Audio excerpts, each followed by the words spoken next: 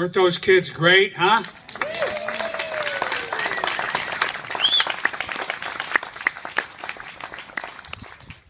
The younger generation taking our place. At this time, it gives me pleasure to introduce our guest speaker, Sergeant Edward Huth, United States Marine Corps, hometown Jackson, New Jersey. Joined the Marine Corps in 2008, completed recruit training at a real boot camp, as they say to us guys from MCRD San Diego, at Parris Island, South Carolina. Was assigned to 3rd Battalion, 9th Marines, deployed to Iraq in 2009 as a machine gun team leader.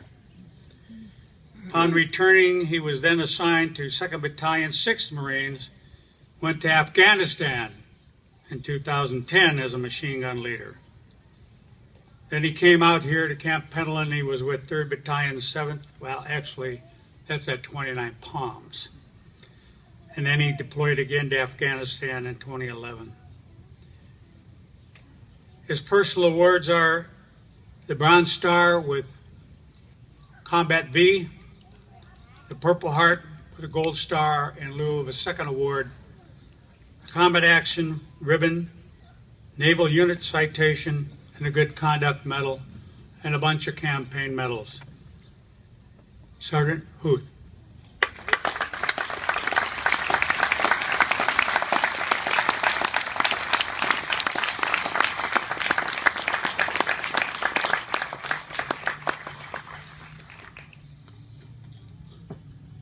I don't know how I'm going to follow the kids. That one was really good. Kind of didn't set me up for success here. As you'll see too, the general, your speech, amazing. Stand up, first raid. You kind of stole a little bit of my thunder though, as you'll see in here a little bit further on. Before I begin, I'd like to ask all those in attendance today who served in our country's armed forces, whether in combat or in times of peace, if you've raised your right hand and sworn to defend the Constitution of the United States against all enemies, foreign and domestic, please stand and be recognized today.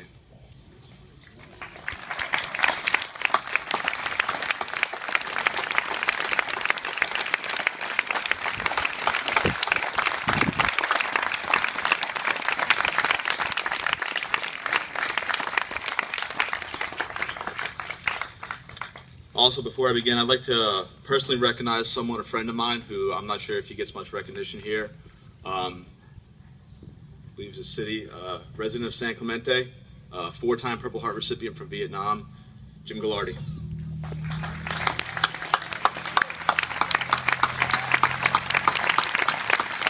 Don't be shy, Jim.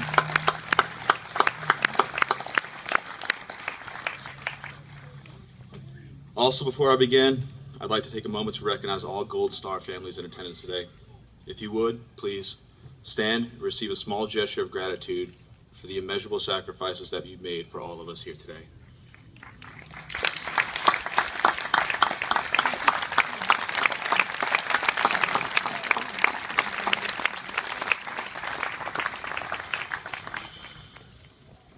So, I apologize if I start to rant, and I promise to do my best to stay as close as I can to my allotted time.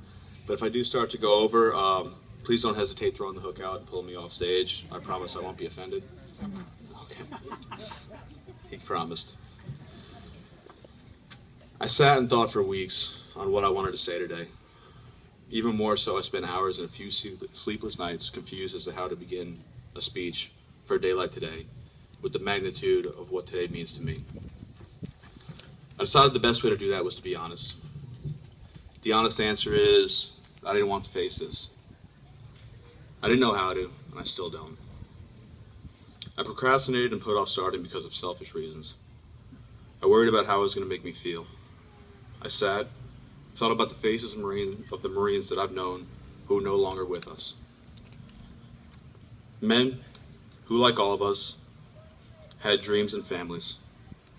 I thought about Cody Roberts and Ross Carver, 2 men who both had children born weeks before we were deployed to March, Afghanistan in 2010. children that they would never get the opportunity to see grow up. Kids who would be forced to grow up without fathers, who would instead grow up knowing that their dad died a hero, defending people he never knew, who needed help defending themselves. He died defending children in a world far different from his own, so that those children could have a chance at an education and a life without fear. Those men are the real superheroes. I've recently passed my 6-year anniversary in the Marine Corps, a blink of an eye in the lives and careers of many. I've gotten to have a small part in 2 wars, in 2 countries, with some of the smartest and bravest men and women I'll probably ever meet. I've gotten to fight in the fields of both Marja and Sang in Afghanistan, 2 of the bloodiest battlegrounds in the recent history of the Marine Corps. I've gotten to have experiences that I'll never forget and some that I struggle to remember. What I remember most, though, are the people that I've gotten to serve with. I served with 3rd Platoon, Echo Company, 2nd Battalion, 6th Marines in Marja, Afghanistan during the summer of 2010. What I'll never forget is the adversity that we faced that summer and the way that we came together to fight through it. That summer, 2-6 lost 17 Marines. 6 of those 17 came from Echo Company, 5 of them from 3rd Platoon, including our platoon commander, James Zimmerman, our leader.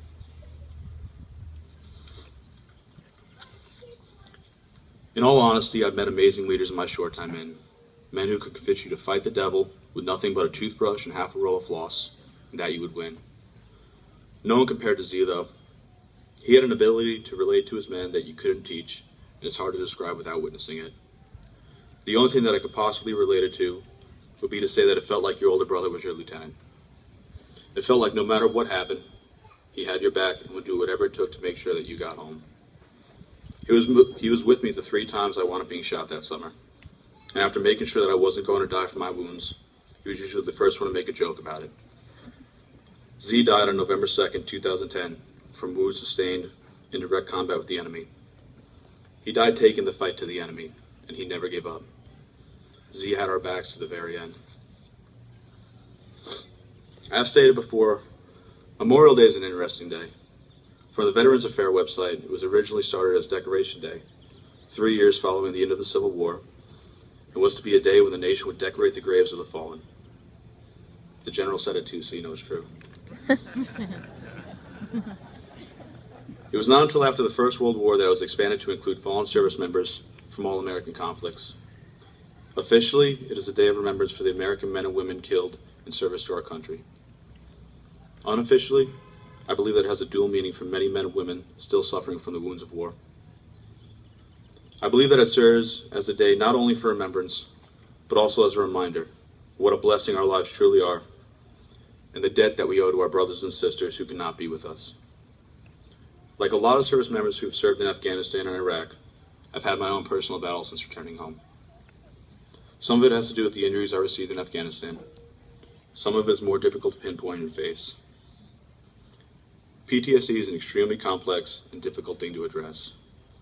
I do not believe, however, that is distinctly related to our most recent wars. It's a demon that's gone by many names throughout history.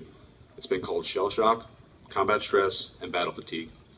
From my own experiences, it does not include violence and fits of anger, but instead depression, anxiety, and disassociation. It involves constantly feeling uncomfortable in your surroundings, and the only person you really pose a danger to is yourself. I've been in therapy now for just under a year and a half. Along the way, I've struggled to look for answers to questions that I didn't know. I've struggled with the guilt that I should never turn home and question why I did. Like many others, I've oftentimes felt as though it shouldn't have been me. I've searched and searched, questioned, and sometimes fought within myself, all for answers that weren't there. Then one day I realized that it wasn't the answers that I needed, that there really weren't any answers at all. I realized that you can't change the past, that when you spend all your time trying to change it or rationalize the past, what you're really doing is missing out on your present. That instead of answers, what I really needed was acceptance. I needed to accept that the past was done, that no matter what I did, I couldn't bring back my friends. But what I could do was to instead live my life in a way that would make them proud, to teach others what I had been taught, and to most importantly not let their sacrifices be in vain. By doing that, No number of bullets or amount of explosive could ever kill who they really are.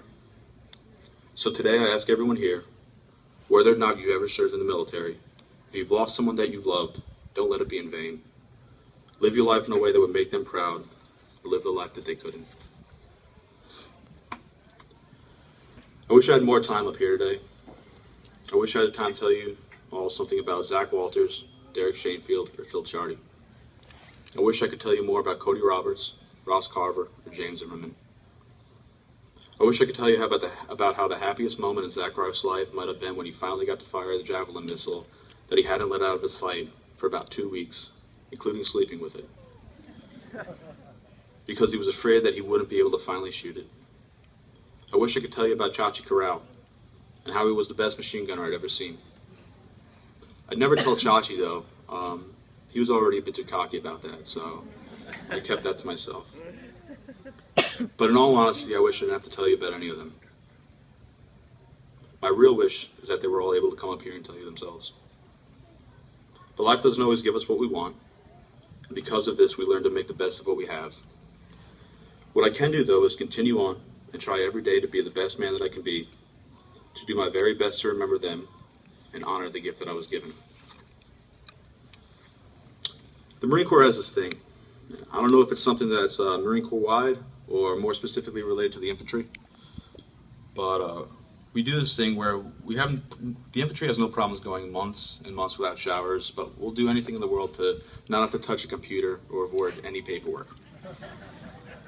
What it is we like to do is finish with quotes. I don't know why that is or where it came from, but it works pretty well, so I figure I should just keep the tradition alive. What I'm about to read to you was originally spoken by a man who's much smarter than I will ever be, and at a very crucial time in our country's history. It was spoken on a November day in Pennsylvania, in reflection of a battle that is considered to be the bloodiest in American history, the Battle of Gettysburg. And it reads, "The world will little note nor long remember what we say here, but it can never forget what they did here. It is for us the living, rather, to be dedicated here to the unfinished work, which they who fought here have thus far so nobly advanced. It is rather for us to be here dedicated to the great task remaining before us, that from these honored dead we take increased devotion to that cause for which they gave the last full measure of devotion. That we here highly resolve that these dead shall not have died in vain. That this nation, under God, shall have a new birth of freedom, and that government of the people, by the people, for the people, shall not perish from this earth. Thank you, and God bless America."